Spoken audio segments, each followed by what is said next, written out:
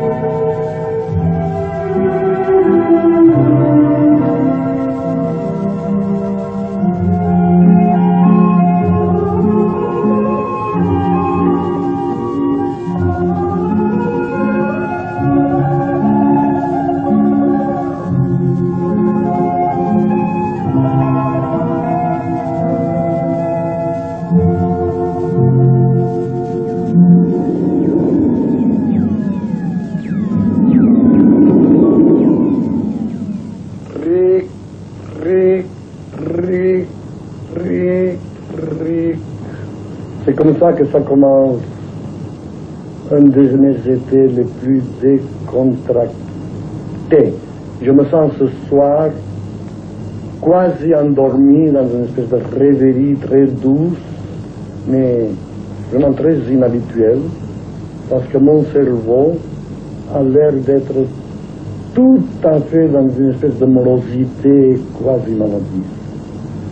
Je ne sais pas si c'est le clair de lune ou l'aurore, mais dans mon esprit tout se trouble et une paresse irrésistible me pousse à monter lentement vers mon atelier. Je crois que je vais me coucher très tôt. Soudainement, à l'entrée de la porte,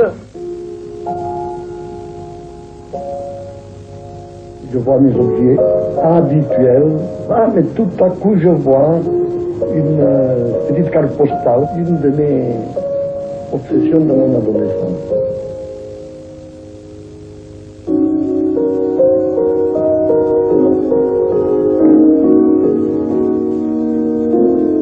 Pourquoi pas, il pourrait y avoir là quelque chose de démoniaque. Si je pouvais réussir à le transformer, que ce clair de lumière puisse devenir une des images les plus violentes que mon cerveau paranoïaque serait susceptible de provoquer. Toujours chez moi, les cloches ont un mauvais présage.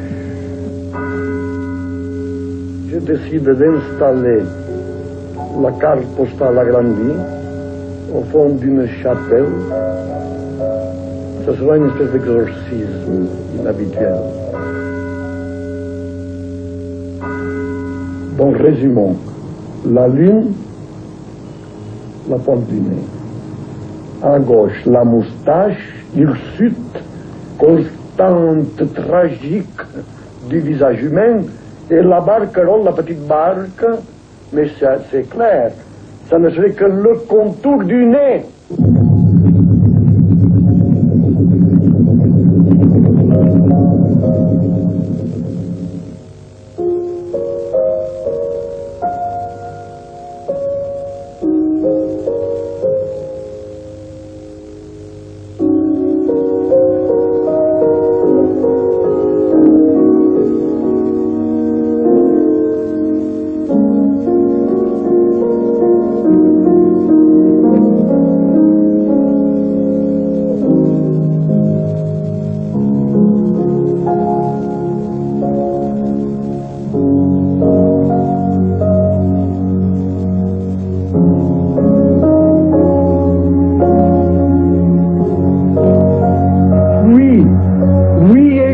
fixez vos yeux, écarquillez vos yeux dans cet horrible vide.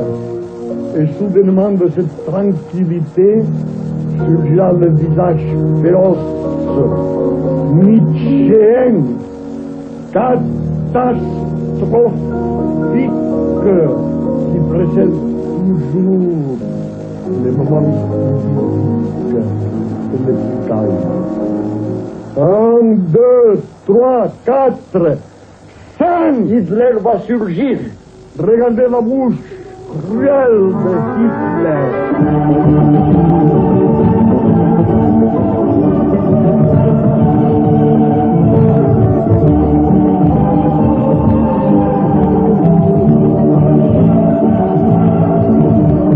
Regardez les yeux et surtout dans l'œil droit. Cette espèce d'abominable larme personnifiée dans le petit Pierrot, ridicule, qui se promène au bord des quais, imbu de ces funestes idéologies de Jean-Jacob Rousseau, qui a été le malheur de toutes les révolutions.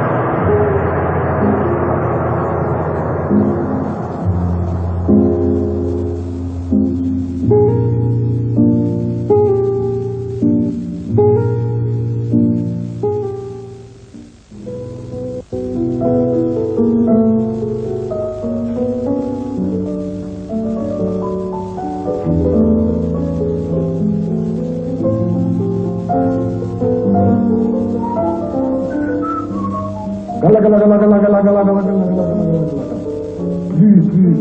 Regarde bien, les petites cornes de Moïse.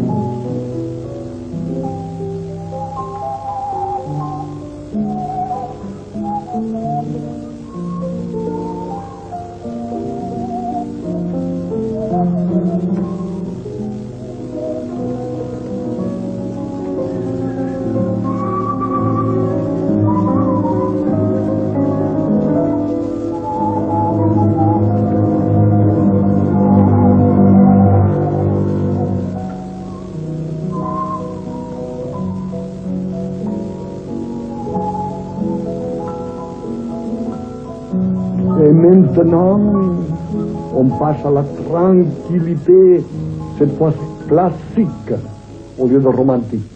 La tranquillité classique de l'atelier, où je suis en train de peindre patiemment et stéréoscopiquement le portrait de Gala et de moi. C'est vraiment hyper réaliste. Et justement, c'est dans cette tranquillité suprême et immutable de Polygat que pour récompenser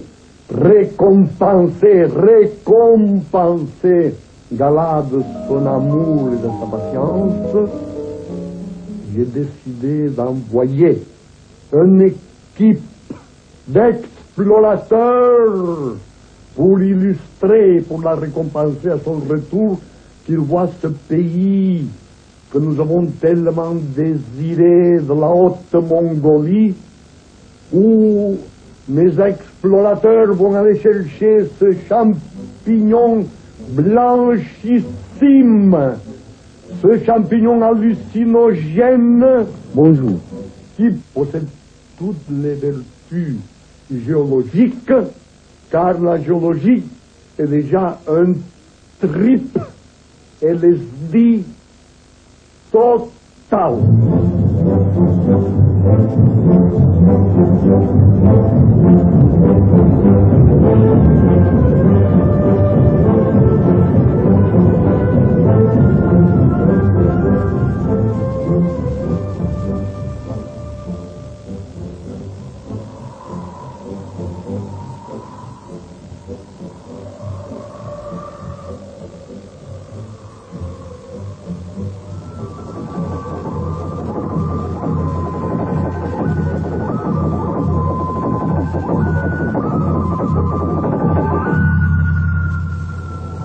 Entrer dans le musée, dans le théâtre-musée d'Ali, ça consiste exactement à rentrer à travers les Prince circuits, c'est-à-dire le circuit imprimé, en or de l'intérieur le plus intime du cerveau de Salvador Dalí.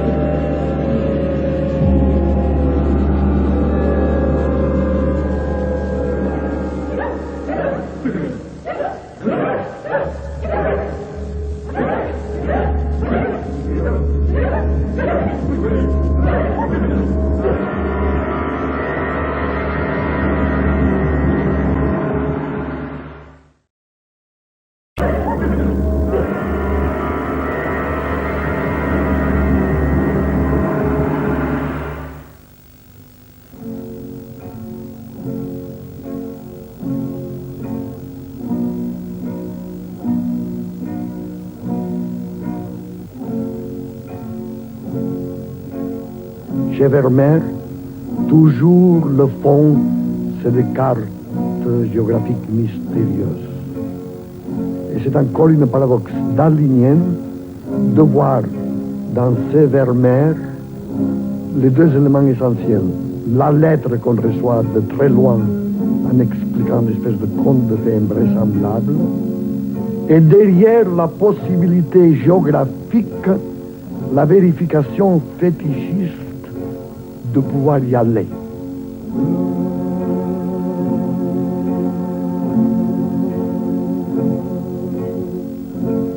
Ce fut précisément par une lettre que j'ai appris l'existence d'une civilisation hallucinogène dans la Haute-Mongolie occidentale. Et c'est exactement dans cette carte mystérieuse entre toutes que nous apprîmes l'existence de ce secteur étrange, géographique, où existent les fameux champignons blancs mous hallucinogènes. Champlinclis istratatus domus biancus. Voilà, le grand champignon mou. Maintenant, il bouge parce qu'on l'a filmé d'une façon accélérée. Je crois qu'on va voir aussitôt l'île qui est l'île protagoniste de cette naissance étrange de champignons qui a donné lieu à toute une civilisation onirique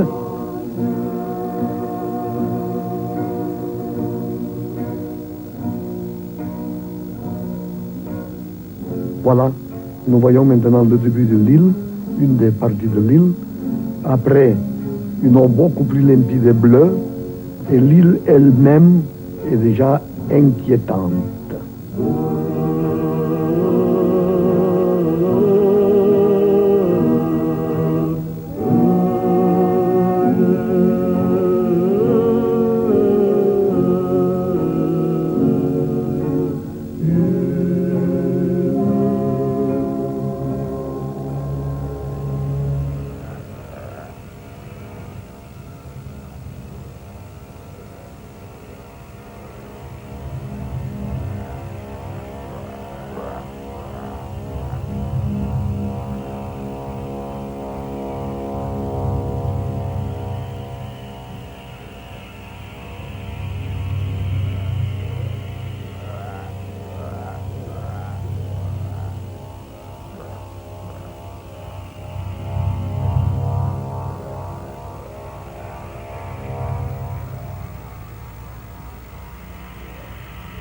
Maintenant, je vois cette espèce de végétation qui ont tout à fait l'air des guerriers en train de s'entre-dévorer et qui ressemble beaucoup aux schémas préhistoriques décrivant des batailles.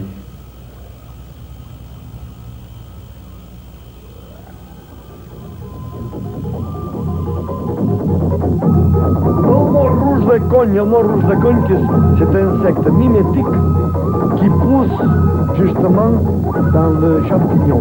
Il devait être très bon, mais il est beaucoup moisi. Ces insectes portent dans le dos les œufs qui contiennent tous les produits hallucinogènes et qui sont eux-mêmes pentagonales ou hexagonales.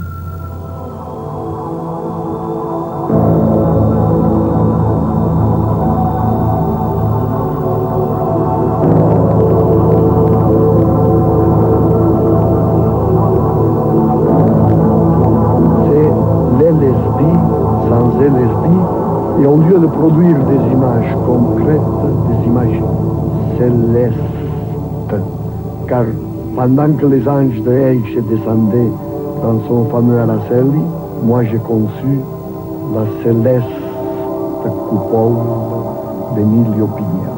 Encore une fois, l'obsession de ces gens trouvés par les expéditeurs en Mongolie, qui cristallise par une espèce de prophétie paranoïaque, critique, cristallise dans la coupole qui va immortaliser pour le même prix notre plus grand architecte, Emilio Piniero, et qui n'est que la coupole géodésique terrifiante de beauté, apothéosique, dont de nouveau on peut dire d'une façon absolument catégorique le folklore cocu par l'universalité de l'expédition à l'autre Mongolie.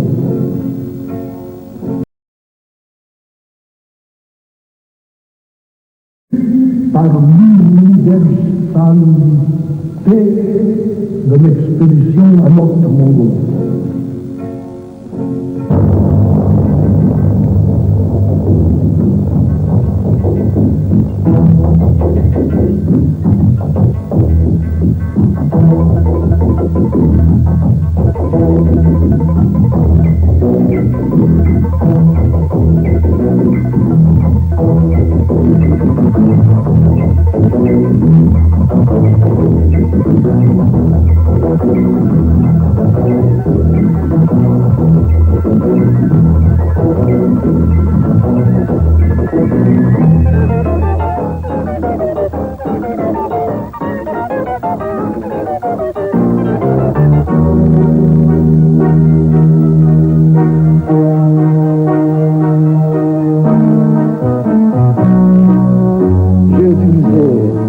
Hypocritement, brusquement, c'est paladin oriental qui est très beau, mais qui est banal. pour qu'il n'y ait plus de contraste avec l'autre qui date de la dynastie de la princesse hallucinogène.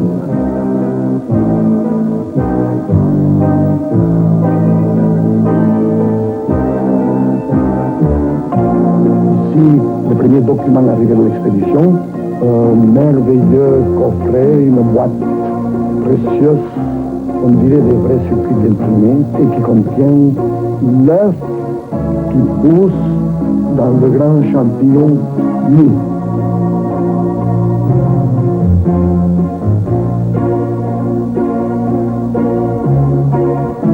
Le grand mongol, il porte la fleur qui précède à ce champignon et dans sa main la précieuse boîte qu'on voit à peine, mais que nous venons justement d'apprécier dans sa juste valeur. Une instantanée, une chaise, qui n'est pas une chaise, c'est vraiment le trône de la princesse, responsable de cette dynastie hallucinante.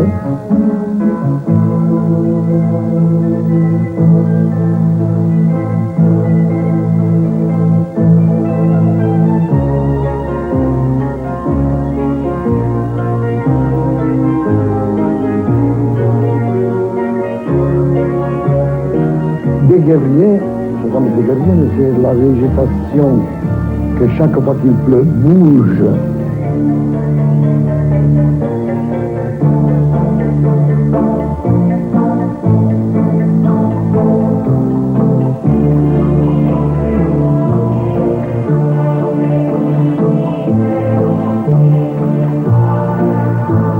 La fameuse momie de la princesse, elle est recouverte pour 6000 petites plaques en jade. Chacune de ces plaques comporte des miniatures qui nous révèlent les secrets de cette dynastie la plus mystérieuse de toutes. Chacune de ces plaques a été analysée et on a découvert que beaucoup de ces plaques forment part du paravent que nous allons voir intégré dans le film de notre expérience.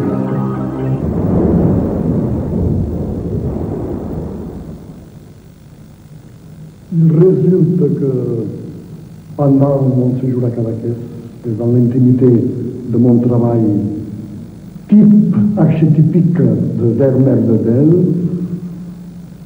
les expéditeurs qui étaient à la recherche de ces fabuleux champignons hallucinatoires, blanchissimes, qui m'ont porté de la Haute-Mongolie, ce champignon, il n'a fait que, justement, déterminer d'une façon inéluctable tous les styles du musée d'Alia Figueras.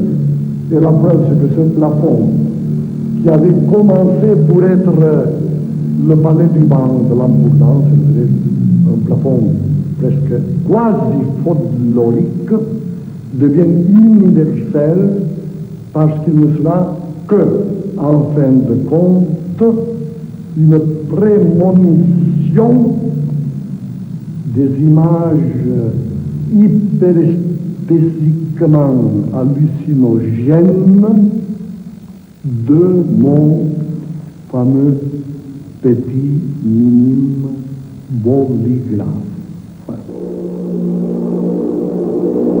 Maintenant, ouvrez bien les yeux, parce que tout ce que vous allez voir, c'est le travail d'interprétation paranoïaque critique du cerveau de votre modeste et orgueilleux serviteur.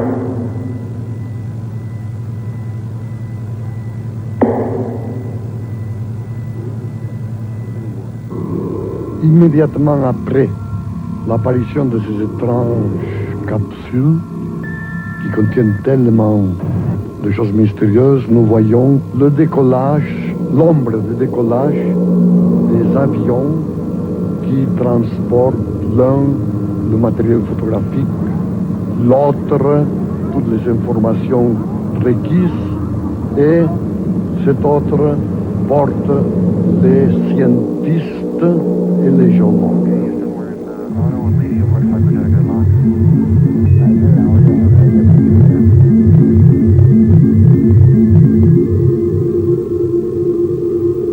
L'aurore, nous sommes surpris par une beauté de couleurs comme une multitude de bijoux et de pierres dures.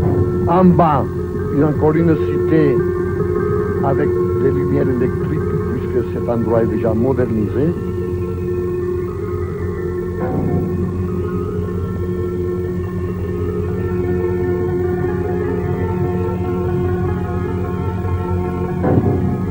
Encore dans l'horizon des radars, une cité inconnue. Nous devons passer très vite parce que ce vol est presque clandestin. Et tout le monde se demande quand est-ce que nous verrons les premières régions des îles. Voilà, l'île. L'île, c'est dans cette île qui naissent les champignons qui sont l'objet de notre expédition.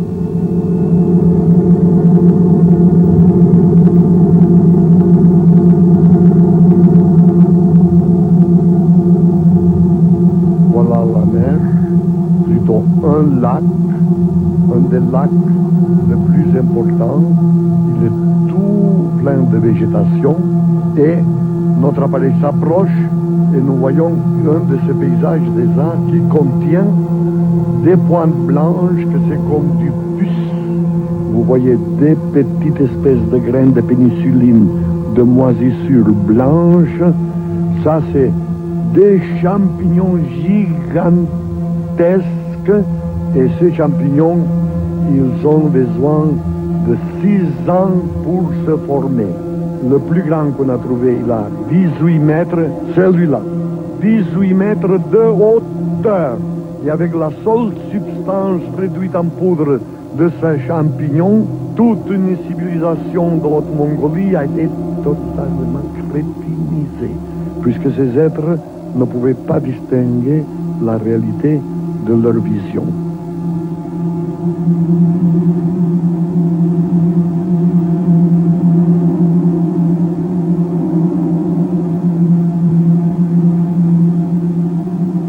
De temps en temps, nous avons cette chose extraordinaire, entre les rochers, de l'eau ultramère, purissime de profondeur, où d'ailleurs on vient de nous apporter le poisson.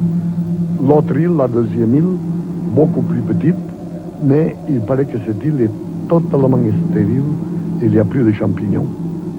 Malgré ça, dans le fond, il persiste des taches blanches parce que tous ces paysages est comme granulé, comme truffé de possibilités de pagodes. Et les voilà. Ça, c'est le terrain où on a découvert des petites constructions. La chose rougeâtre, c'est un temple. Ah non, déjà, tout le rouge, parce que ces montagnes sont pleines des arbustes, qu'au soleil couchant, ça semble véritablement du feu. Les falaises, et ces falaises sont sablonneuses. Et il se pourrait que le sable de ces falaises ne soit que la poudre finissime des milliers de champignons gigantesques, dont nous vivons un lieu qui est saupoudré de substances 1000 fois puissantes que les LSD, et que les caravanes du désert viennent chercher avec des moyens les plus pénibles et les plus rudimentaires au dos de chameau. Et ici, j'ai demandé qu'on amplifie la photographie parce que je voudrais voir le type de gens qui sont surmontés dans ces chameaux.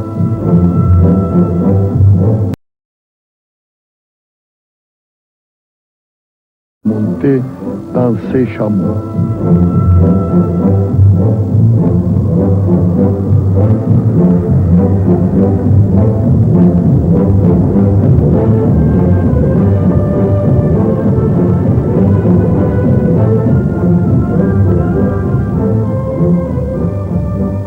Voilà, nous voyons maintenant la caravane porteuse vers la lieu où se trouve la grande princesse qui est maintenant réduite à une momie des plus luxueuses et des plus raffinées qui existent au monde. Nous voyons une espèce de paysage, on pourrait dire presque de Cadaqués, des petites maisons rustiques, je vois des cyprès.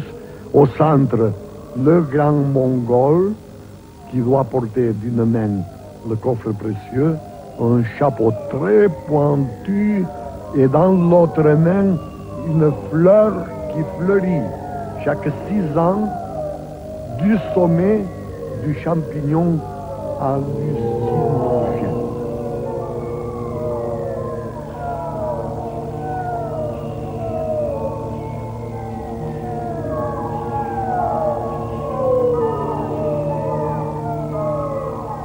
Un des protagonistes du film, le voilà. Maintenant, nous voyons le grand Mongol, il porte même, je le vois, les dentelles, on voit la boîte, on voit son geste. C'est le criminel responsable de cette civilisation, puisque ces gens ont crevé de satisfaction de l'excès d'image, car leur cerveau n'a pas pu tenir le coup, et a produit cet ébranlement extraordinaire, cette catastrophe qu'on va voir tout à l'heure, une espèce d'apocalypse de rochers et de pierres qu'il faudra analyser.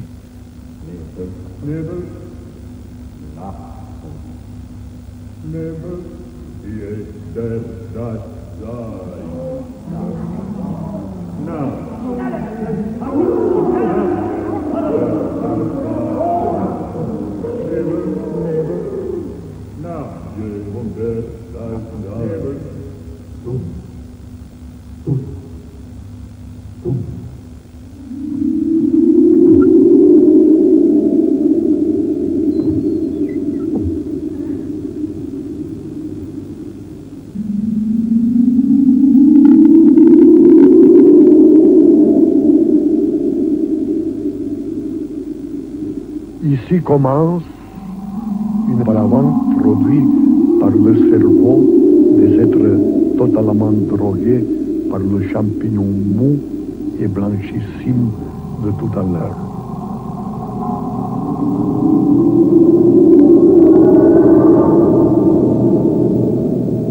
Vous remarquerez que le ciel est couvert d'espèces d'objets, d'espèces de morceaux, de fragments de géologie qui tombent.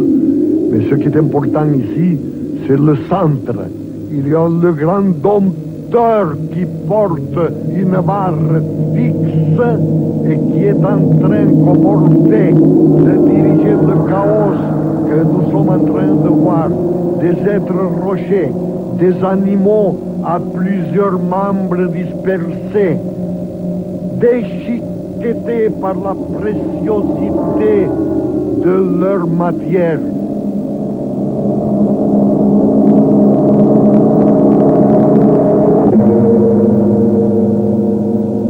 Au centre même, il y a la momie, la tête de la momie, enfin pas la momie, quand il était vivante, il y a une espèce de guerrier fou qui est en train de battre un autre qui tombe avec la tête décapitée, pendant que devant l'horizon, de tous les côtés, flotte cette espèce de cataclysme que nous sommes en train de voir.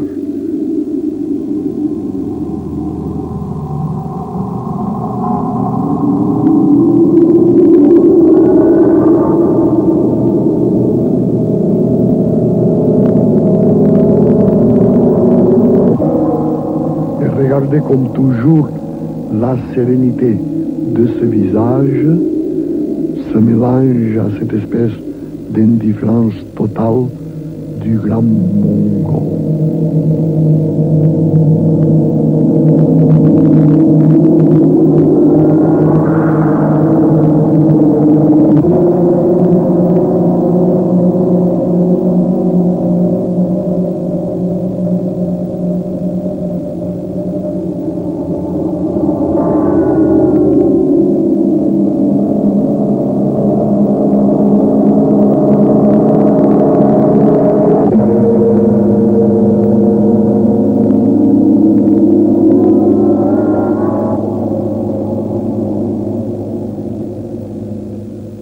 Maintenant, tout simplement, c'est la partie la plus intéressante du film, c'est des morceaux de cartes géographiques.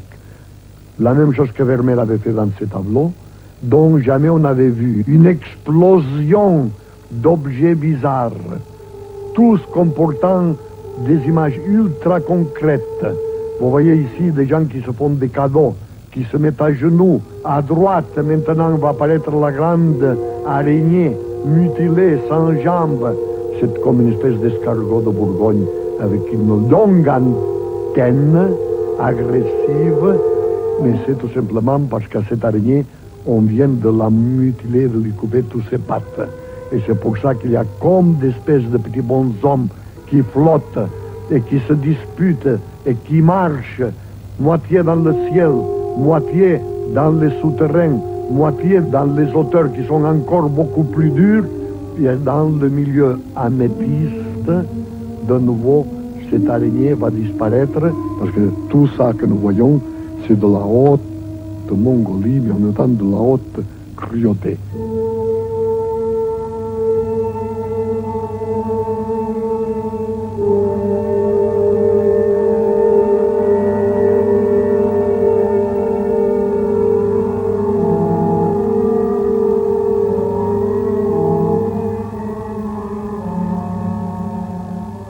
La mer profonde qui émerge finalement dans la réalité quotidienne des pêcheurs de perles et de coquillages inconnus.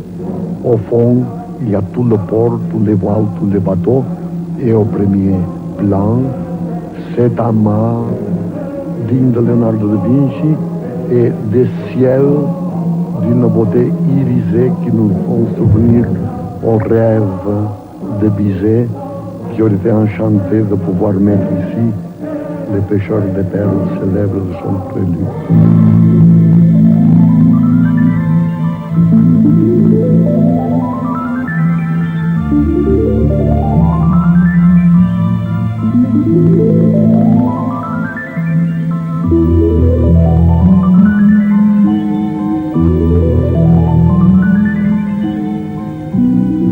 Nous voyons soudainement que cette image tellement d'aurore de ce pays avant l'invasion hallucinogène de la princesse, on dirait que c'est impossible que ça surgisse de nouveau la bataille.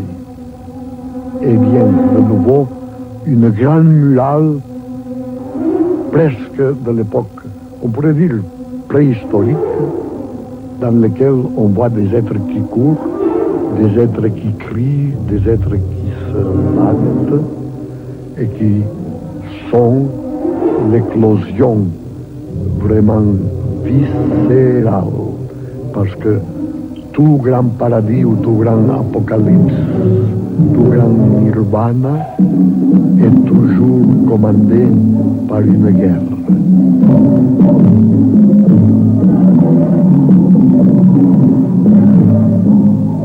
Voilà le cheval, qu'on dirait, de la bataille de Tétouan, que grâce à nos spécialistes, on a pu faire surgir de cette dernière bataille qui diminue en intensité jusqu'à qu'ils apparaissent. De nouveau, les lacs les plus tranquilles, le lac mauve en tous les deserts.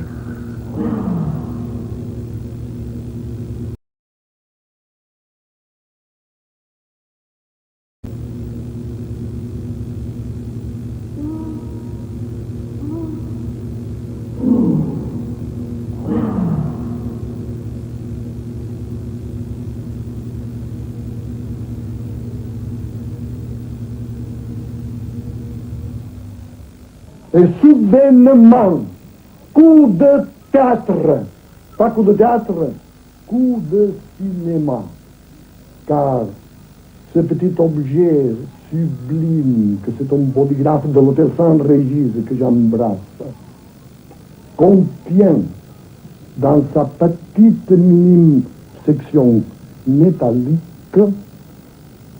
tout le film et toutes les images hallucinogènes que Dali vient de vous imposer à votre cerveau. Donc, si ce n'était pas cette époque affreuse de pornographie, je descendrais lentement le polygraphe jusqu'à la hauteur de mon petit sexe et je verserai quelques minimes gouttes d'acide urique qui sont celles que, en rongeant cette petite partie divine et luisante, ont provoqué les structures que votre humble et orgueilleux serviteur a provoquées, car il faut savoir que Dali, c'est un agent provocateur, a provoqué, je le répète, pendant tout le temps que votre cerveau a été ébranlé par ce merveilleux hommage à la haute Mongolie.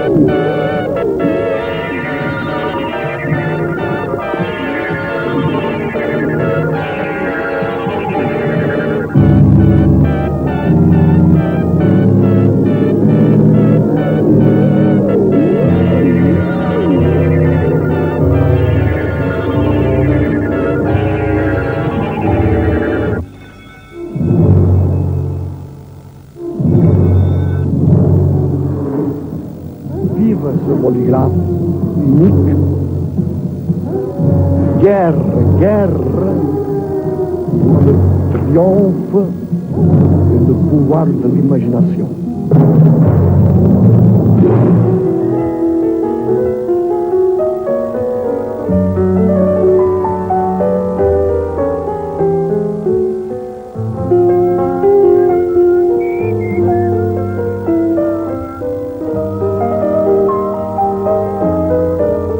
Ota Mongolia, Ota Mongolia.